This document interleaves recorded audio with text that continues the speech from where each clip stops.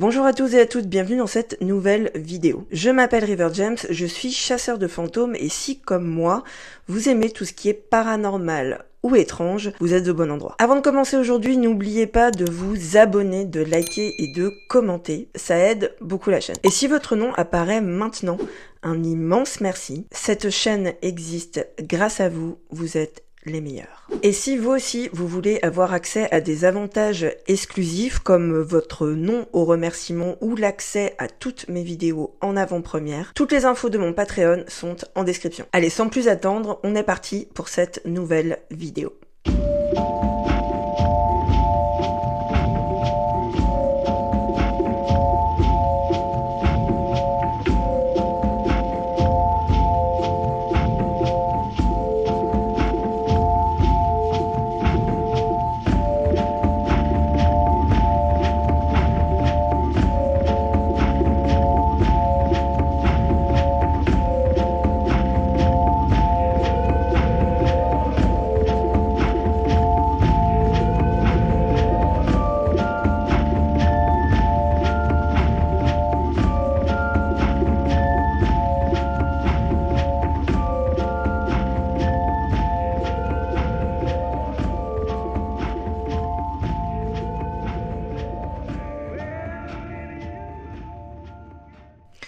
Il y a quelques jours, je vous proposais la première partie de cette série de vidéos consacrée à l'iceberg des cryptides. Si vous n'avez pas vu cette partie 1, ce n'est pas obligatoire, mais je dirais que pour une meilleure compréhension de la lecture, c'est quand même mieux d'avoir vu la partie 1 avant d'avoir vu la partie 2 que vous allez regarder aujourd'hui. Je vous mets la partie 1 juste là. Nous nous étions arrêtés à la fin du niveau 2 de l'iceberg avec le thylacine. Nous sommes donc partis pour le niveau 3 avec le skunk ape. Le skunk ape est en fait un cousin du Bigfoot. Il s'agirait d'une créature mesurant un peu plus de 2 mètres, dont le corps serait recouvert de poils bruns et ayant des attributs physiques mélangeant l'homme et le primate. Le skunk ape habite les marais de Floride et on devinerait sa présence d'abord grâce à son odeur particulière et spécialement nauséabonde, ce qui lui vaut le surnom de skunk ape, en français le singe putois. C'est pas sympa pour les putois. Tout comme pour le Bigfoot, il existe des témoignages sur le skunk ape depuis très longtemps. Dès le 19e siècle, sa présence est rapportée dans les médias de Floride, mais il y a également des allusions à la bête dans le folklore des peuples autochtones. En 1970, 2 agents de police de Palm Beach County rapportent avoir été poursuivis dans les fourrés par un singe de la taille d'un homme. Les 2 hommes auraient alors tiré sur la créature qui aurait pris la fuite. Je vais rien dire. Les images du skunk ape les plus connues, on les doit à un homme qui s'appelle Dave Shelley, qui en 2000 filme ces images.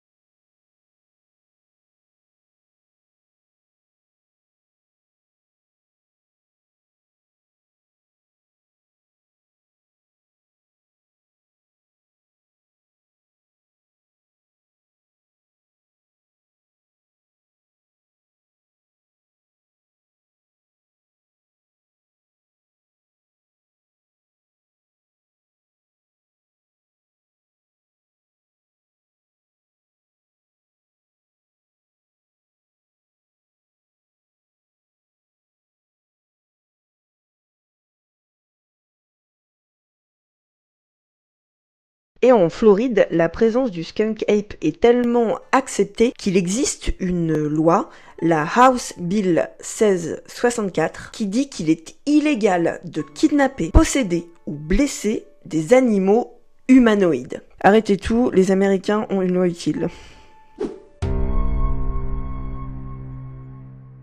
Le Thunderbird est le nom donné à un cryptide ressemblant à un oiseau et dont la taille serait spectaculaire. Les Thunderbirds seraient tellement larges que les natifs disaient qu'ils provoquaient le tonnerre rien qu'en bougeant leurs gigantesques ailes. Selon la légende également, des éclairs sortiraient de leurs yeux et de l'eau coulerait de leur dos. Un des rares témoignages d'attaque par le Thunderbird date de 1977. 25 juillet 1977, Marlon Lowe, un petit garçon de 10 ans, joue dans son jardin dans l'Illinois lorsqu'il est attaqué par deux immenses oiseaux. Alors que Ruth, la mère du petit garçon, se précipite dans le jardin, elle voit un des deux oiseaux attraper Marlon et s'envoler avec, puis le lâcher à plusieurs mètres du sol, laissant le garçon en vie, mais bien évidemment traumatisé et blessé. Les biologistes et scientifiques pensent que les Thunderbirds seraient en fait des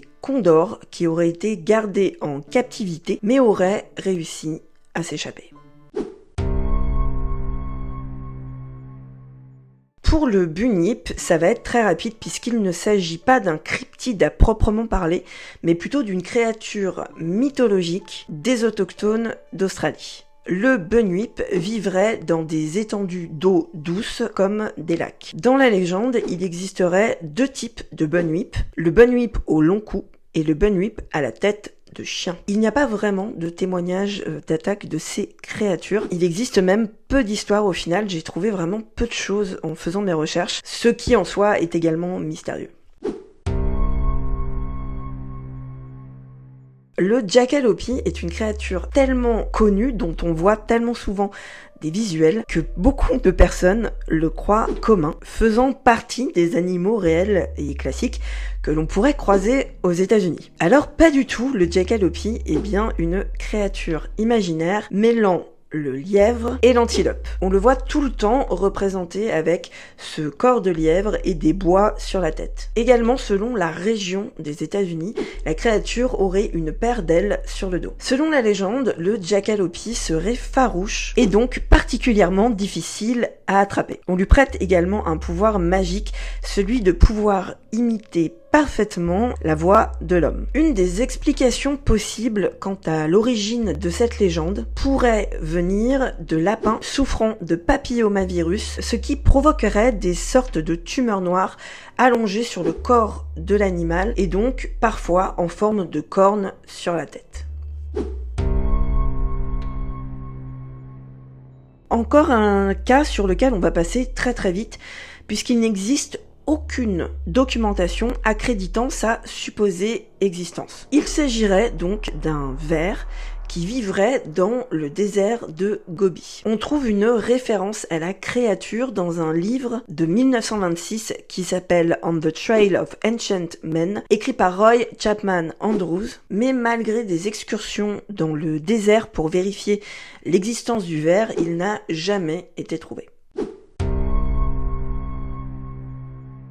Alors voilà un cryptide que j'adore sans réellement me soucier de sa réelle existence. Le Fresno Nightcrawler tire son nom d'un des deux seuls témoignages sur cette créature, puisqu'elle aurait été aperçue dans la ville de Fresno et dans le parc de Yosemite en Californie dans les années 2000. Un soir, alors qu'il se trouve chez lui, un homme qui s'appelle José entend ses chiens aboyer dehors. Lorsqu'il regarde sur son système de vidéosurveillance, il voit ceci.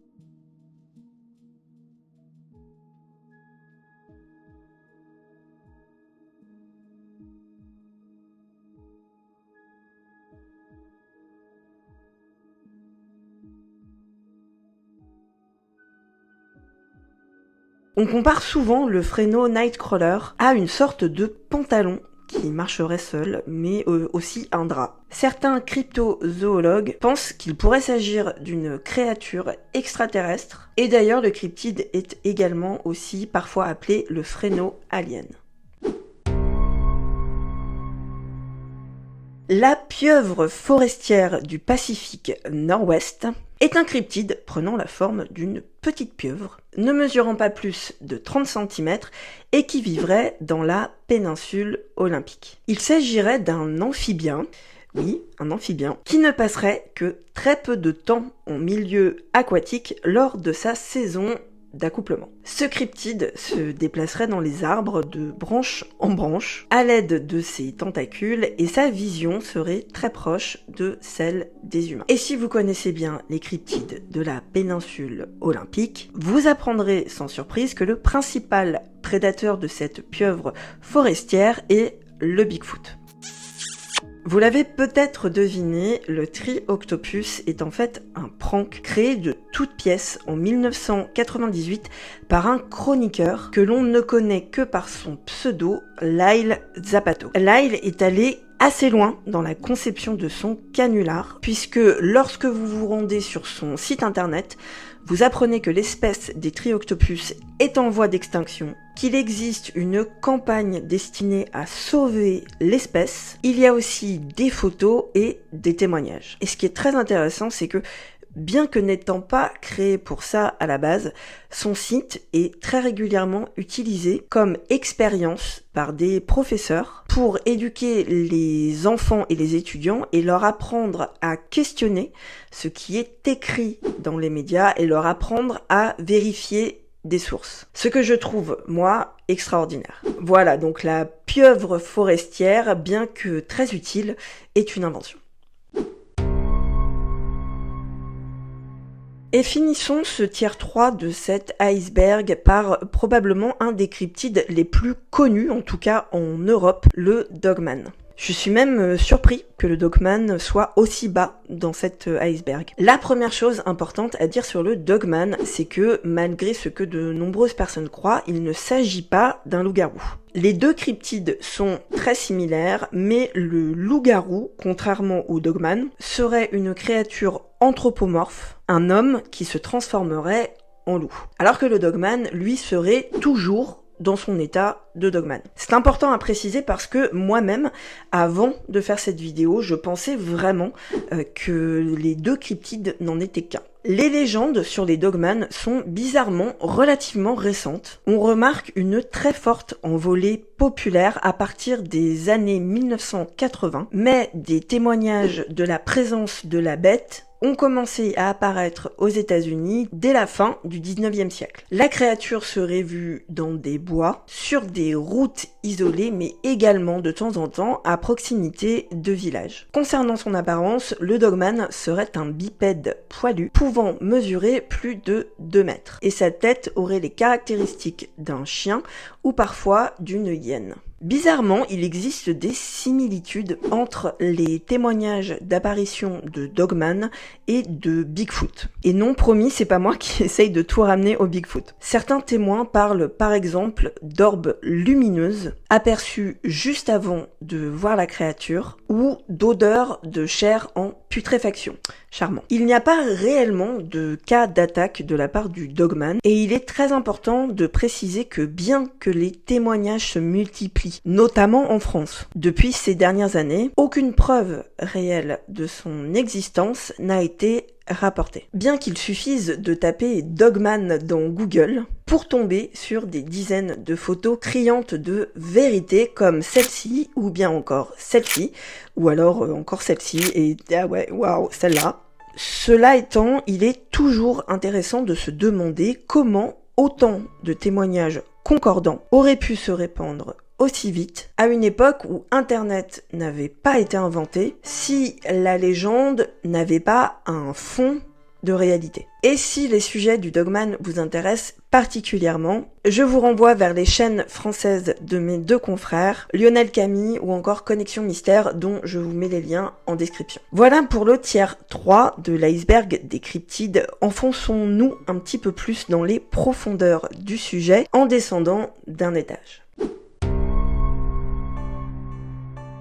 Pour les shadow folks ou shadow people, on touche plus au domaine du paranormal que des cryptides, puisque ces shadow people sont à 100% du temps vus lors d'enquêtes paranormales aux États-Unis. Et si je précise aux États-Unis, c'est parce que c'est un phénomène qui n'est observé nulle part ailleurs. Il s'agirait de silhouettes humaines très noires et opaques, que l'on verrait parfois ramper au sol ou au plafond, et qui sont souvent considérées comme particulièrement agressives, ou en tout cas plus agressives que des fantômes, dirons-nous, ordinaires, si tant est qu'un fantôme ordinaire soit possible. Certains et certaines pensent que les shadow people viendraient d'un monde extra-dimensionnel et qu'ils se nourriraient de notre peur. Ainsi, il suffirait d'emplir son esprit de pensées positives pour les faire fuir.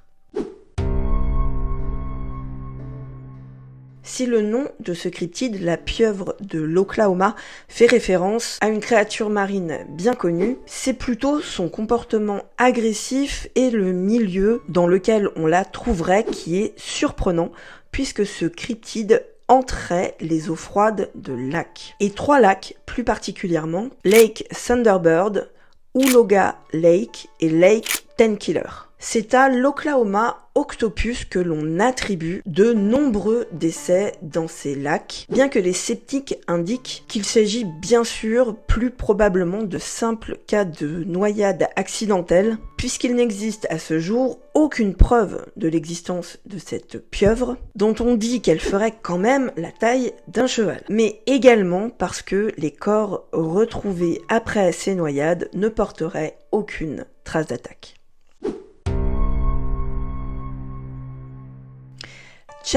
Champy ou encore le monstre du lac Champlain est, comme Nessie que nous avons vu dans la vidéo partie 1, une créature lacustre qui donc vivrait dans le lac Champlain, comme son nom l'indique, à la frontière entre les États américains du Vermont et de New York et la province canadienne du Québec. Et c'est l'explorateur français Samuel de Champlain qui parle pour la première fois de ce cryptide en 1609. Les tribus amérindiennes vivant à proximité du lac, les Iroquois et les Abénakis, parlent déjà de créatures présentes dans l'étendue d'eau, mais leur apparence diffère des témoignages décrivant Champy et parlent plutôt de serpents cornus, alors que Champy est décrit sans cornes. En tout, ce sont un peu plus de 300 témoignages qui ont été recueillis à propos d'une ou plusieurs créatures inconnues dans le lac. Par 2 fois, en 1945 et en 1976, des hommes prétendront avoir capturé des bébés Champ. L'un d'eux a même envoyé le spécimen capturé au département des sciences de l'université du Vermont qui l'aurait égaré.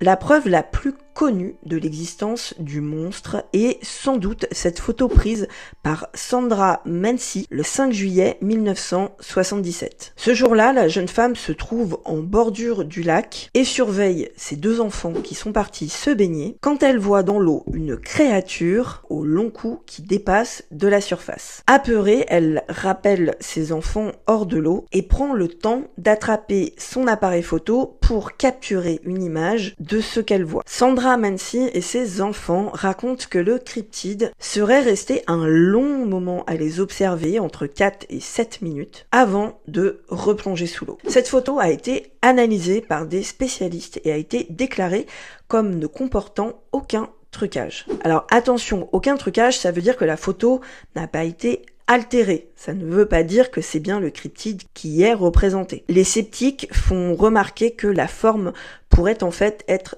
très facilement un tronc d'arbre flottant à la surface du lac avec une branche pointant vers le ciel, comme cela est souvent le cas. Il existe également une vidéo de 2005 prise par 2 hommes qui étaient sur un bateau en train de pêcher.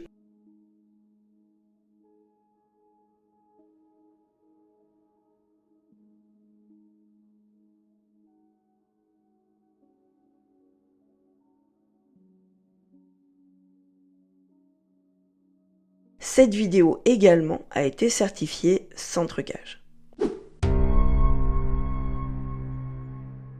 Bien que souvent comparé à Bigfoot, le Yowie est difficile à décrire puisqu'il semblerait qu'il puisse exister une confusion sur son origine. La définition actuelle du Yowie serait celle d'une créature bipède, mi-homme, mi-singe, habitant les montagnes et les forêts des régions reculées d'Australie. Mais il existe aussi une créature de la mythologie des aborigènes d'Australie, nommée justement Yowie ou Yowie-Wowie, et qui, elle, serait un hybride entre le lézard et la fourmi, avec 2 yeux rouges de chaque côté de la tête et de longs crocs. Elle vivrait dans le sol durant la journée et sortirait de cette tanière pendant la nuit pour dévorer les humains et les animaux. La première mention du Yowie se trouve dans le livre Islandania de l'écrivain australien Donald Friend, qui le décrit bien comme un monstre de la mythologie des aborigènes. Les aborigènes Kamilaroi racontaient que les Yowie étaient les premiers habitants des terres avant que les aborigènes ne s'y installent. La plus ancienne rencontre entre le cryptide et les colons européens date de 1849. Les témoins parlent d'une créature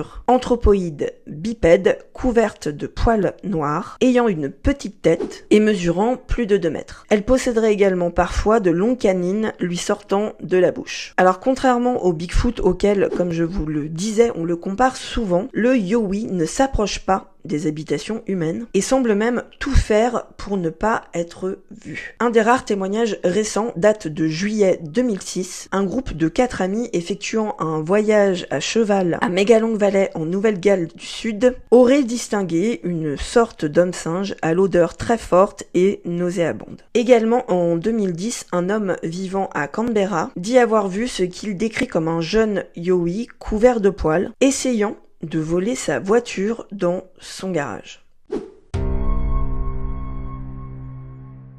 Avec Ogopogo, on a une histoire qui mélange cryptide et légende urbaine. La créature vivrait dans le lac Okanagan en Colombie-Britannique au Canada. Il s'agirait donc à nouveau d'une créature lacustre qui ressemble à un serpent de mer géant pouvant faire jusque 20 mètres. Le nom de l'Ogopogo est tiré d'une chanson humoristique anglaise de 1920 et portant le même nom et a donc ensuite été adopté par la population locale. Les tribus autochtones parlaient déjà de la légende d'un monstre marin auquel ils faisaient des offrandes lorsqu'ils avaient besoin de naviguer sur le lac. Concernant les témoignages, en 1860, un homme et des chevaux qui nageaient à proximité de l'île de Rattlesnake auraient été entraîné sous l'eau par une force inconnue, plus tard attribuée à l'Ogopogo. En 1926, les passagers d'une trentaine de voitures auraient observé l'Ogopogo depuis l'une des plages entourant le lac. Enfin, en 1992, un habitant de la région, Paul Demara, filme ce qui est considéré par beaucoup comme une des seules vidéos réelles de l'Ogopogo.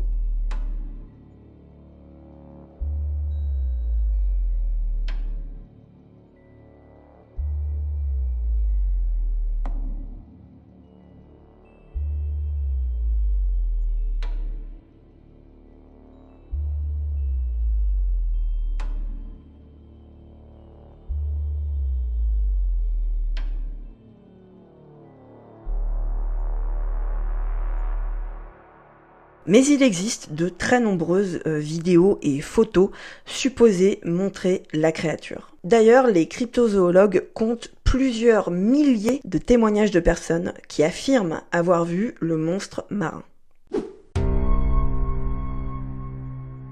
Le 21 avril 1977, aux alentours de 22h30, William Bartlett roule dans sa Volkswagen avec 2 de ses amis, Mike Mazoka et Andy Brody. Alors que le trio tourne en direction du nord, Bartlett observe une créature qu'il va d'abord prendre pour un chien. Selon William, il s'agirait d'un petit être humanoïde d'environ 1 mètre. Il est nu avec une peau rosée, sa tête en forme de melon est énorme et disproportionné et il a des grands yeux orange et lumineux. La créature se tient accroupie sur un muret de pierre à demi écroulé. Bartlett remarque qu'elle a de très longs doigts et de longs orteils qui s'agrippent aux pierres du mur. Elle n'a ni poils, ni ongles, ni paupières, ni oreilles, ni bouche. William Bartlett demande alors à ses amis si eux aussi ont vu la créature, mais ils lui répondent que non. Le même soir, à 2 km de là, John Baxter, qui a 15 ans, rentre chez lui à pied lorsqu'il remarque une silhouette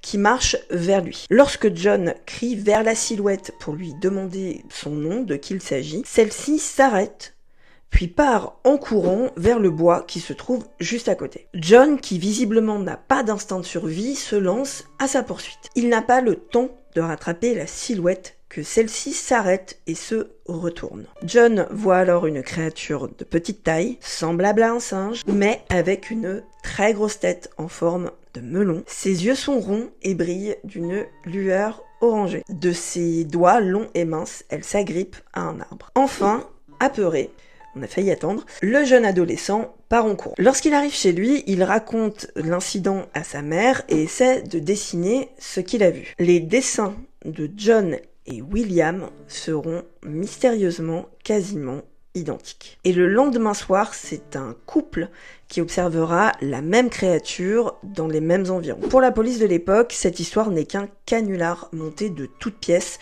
par les adolescents. Cela ne prend pas en considération les similitudes entre les témoignages de gens ne se connaissant pas et surtout de témoignages arrivés à quelques heures les uns des autres et qui donc n'ont pas pu être influencés par les médias. Et ce sont les seuls témoignages concernant ce qui a ensuite été appelé le démon de Dover. Mais même depuis 54 ans, les témoins n'ont toujours pas changé leur histoire. Black Chuck est le nom donné à un cryptide de l'Est de l'Angleterre. Il se présenterait comme un chien fantomatique noir, avec des yeux brillants et serait pour quiconque l'aperçoit le présage d'une mort dans un futur proche. Depuis toujours, dans la mythologie européenne, les chiens ont été associés à la mort. Il est vu comme une sorte de gros chien de très grande taille, portant une épaisse fourrure noire et doté de yeux rougeoyants, de grandes dents et de griffes acérées. Le premier témoignage de l'existence de ce cryptide remonte au XIIe siècle. Mais les intentions que l'on prête à la créature diffèrent d'une histoire à une autre. Certaines d'entre elles décrivent le Black Chuck comme une créature monstrueuse, de nature maléfique, envoyée par le diable pour chasser les innocents. D'autres le désignent comme un mauvais présage et un annonciateur de la mort. Et enfin, d'autres le décrivent comme une créature envoyée sur Terre pour escorter les défunts dans la vie après la mort. Une des histoires les plus connues sur le Black Chuck remonte à 1577 dans les églises de Bungay et Blythburgh dans le Suffolk. En août 1577, la créature aurait fait irruption dans ces églises et aurait tué plusieurs paroissiens et provoqué l'effondrement des clochers. En partant, la créature aurait même laissé des marques de brûlure sur les portes des églises. Le Black Chuck a également une légende en France dont je n'avais jamais entendu parler, rapportant l'existence de ce spectre canin dans le département du Puy-de-Dôme, plus particulièrement sur la commune de Pont-Gibaud. Et de nos jours, la légende du Black Chuck est encore très présente dans la culture populaire et la créature a notamment été représentée dans de nombreuses œuvres de fiction. Melon Heads est le nom donné à des créatures légendaires qui vivraient dans les forêts du Michigan, du Connecticut et de l'Ohio. Selon la légende, il s'agirait de petits êtres humanoïdes avec des têtes rondes et larges qui vivraient en groupe et chasseraient quiconque oserait s'aventurer sur leur territoire. Les Melonheads se nourriraient de petits animaux et de chair humaine, plus particulièrement de chair de jeunes adolescents et adolescentes. On a peu d'infos sur l'origine de cette légende, mais selon certains chercheurs, celle-ci viendrait plutôt d'Europe et serait née aux alentours du 19e siècle. Il aurait pu s'agir à la base d'une légende montée autour de la peur qu'aurait pu inspirer des personnes souffrant de maladies encore inconnues à l'époque, comme l'hydrocéphalie. Il n'existe aucun témoignage fiable concernant ces créatures, mais malgré cela, elles restent très présentes dans le folklore du Michigan, du Connecticut et de l'Ohio. Il y aurait énormément, mais énormément de choses à dire au sujet des Wendigo et Skinwalker. Mais comme je vous disais pour la partie 1 de cette série avec le Bigfoot, je ne vais pas là aujourd'hui entrer trop dans les détails, ce n'est pas le but de cette série. Mais soyez sûrs que j'approfondirai le sujet dans des vidéos consacrées réellement aux Skinwalker et aux Wendigo un peu plus tard. Le Wendigo est une créature issue de la mythologie des Premières Nations du Canada et qui s'est ensuite étendue dans le folklore d'Amérique du Nord. On le décrit comme un monstre puissant, animé du désir de tuer et de manger ses victimes. La légende du Wendigo, telle que racontée par les Premières Nations, illustre les dangers de l'isolement ainsi que l'importance de la communauté, puisque le cryptide s'en prend principalement aux personnes vulnérables et socialement isolées. Il existe de nombreuses descriptions du Wendigo. On dit parfois qu'il est très grand et mince, son crâne et son squelette poussant et tirant contre sa peau, elle-même d'une couleur grise. Selon d'autres légendes, le Wendigo est doté d'oreilles pointues ou d'apparence animale et aurait des cornes ou des bois de cerf sur la tête. On dit parfois que les yeux du Wendigo sont affaissés ou bien qu'ils brûlent comme des chardons ardents. Des dents pointues et une odeur corporelle nauséabonde sont également des traits caractéristiques qu'on associe souvent à la bête ou à la créature. De même, selon les récits et le folklore, le Wendigo peut être doté de pouvoirs spéciaux comme une vision et une ouïe extraordinaire ou la capacité de se déplacer à la vitesse du vent. Le premier Européen à évoquer par écrit le Wendigo est Paul le Jeune, un missionnaire jésuite qui vit parmi le peuple algonquin au début du XVIIe siècle sur le territoire actuel du Québec. Dans un rapport qu'il envoie à ses supérieurs à Paris en 1636, le Jeune écrit que le Wendigo avait mangé des Atikamekw, les tribus qui vivent au nord de la rivière appelée Trois-Rivières, et qu'il en mangerait d'autres s'ils n'étaient pas appelés ailleurs. Atchen, une créature apparentée au loup-garou, viendrait à sa place pour les dévorer jusqu'à la forteresse française. Il massacrerait les Français. Au début du XXe siècle, et ça je ne le savais pas du tout, je l'ai découvert en faisant mes recherches, le terme Wendigo vient s'incorporer au vocabulaire médical occidental. Les premières générations de psychiatres l'utilisent pour faire référence à un état mental dans lequel les patients se croient pris de désirs cannibales. Et enfin, les Skinwalkers qui sont, comme vous le voyez dans l'iceberg, associés au Wendigo. Le Skinwalker est une créature qui nous vient, encore une fois, du folklore des peuples amérindiens. Selon la légende Navarro, les Skinwalkers sont des sorcières métamorphosées qui se déguiseraient en animaux déformés comme des loups ou des ours. Certaines traditions pensent que les Skinwalkers sont nés d'un guérisseur bienveillant, mais qui abuserait de la magie indigène pour faire le mal. L'homme médecin reçoit alors des pouvoirs mythiques du mal qui varient d'une tradition à l'autre, mais le pouvoir que toutes les traditions mentionnent est la capacité à se transformer en un animal ou une personne, ou en tout cas à les posséder. D'autres traditions croient qu'un homme, une femme ou un enfant peut devenir un skinwalker s'il commet un tabou. Dans la culture populaire, le skinwalker tient une place particulière depuis ces dernières années et on en retrouve des représentations dans de très nombreux livres, films ou jeux vidéo. Et d'ailleurs, il suffit de taper le nom de la créature sur TikTok pour tomber sur des dizaines et des dizaines et des dizaines de vidéos fake censées montrer un skinwalker.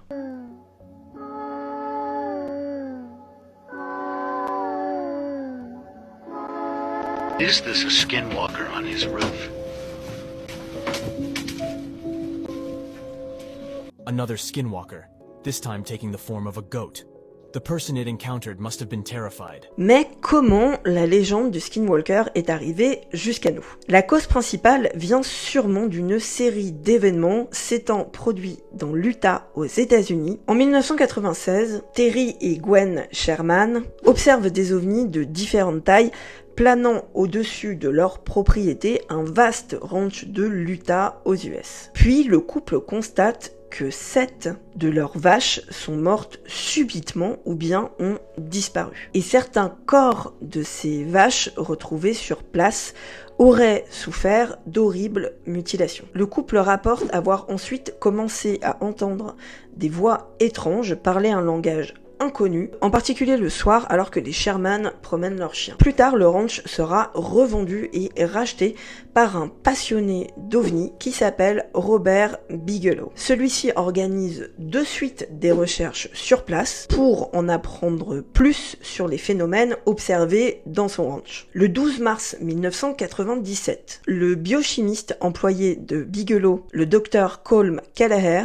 repère une grande figure humanoïde perché dans un arbre sur le ranch. C'est ainsi que naît la réputation de ce qui est maintenant appelé le Skinwalker Ranch. Selon les témoignages les plus récents, les Skinwalkers auraient la faculté de modifier leur apparence et d'imiter le physique et la voix d'hommes et de femmes.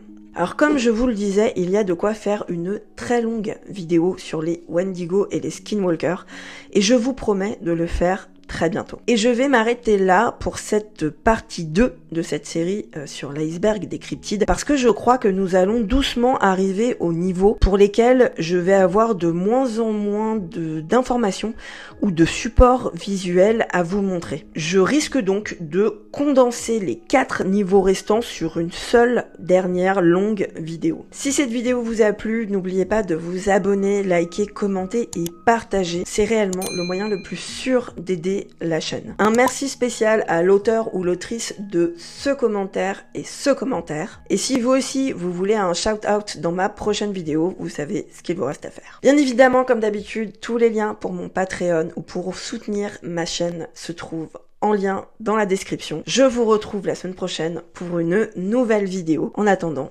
prenez soin de vous et de vos fantômes.